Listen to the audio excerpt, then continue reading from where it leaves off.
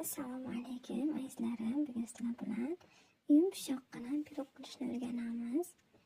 Bizga 3 ta tuxum, bitta razrahli til va 1 stakan 250 gram qatiq kerak bo'ladi va albatta 250 gram shakar ham. Birinchi tuxumni solamiz, yaxshilab aralashtirib, shakarni ham solamiz va yaxshilab aralashtirib olib, shakar eriguncha aralashtiramiz. Shakar erigandan keyin qatiqni solamiz va yog'ni quyamiz. Yog' bizga 150 gram kerak bo'ladi. Hammasini yaxshilab aralashtirib olamiz. Mana ko'rishingiz mumkin. Keyin esa orqasidan razrahli tilni solamiz va mikserda yaxshilab hammasini bir-biriga yaxshilab aralashguncha mikser yordamida mikserlab olamiz. Mana.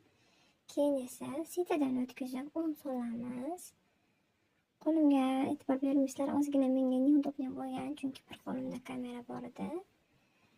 Yana aralashtiramiz.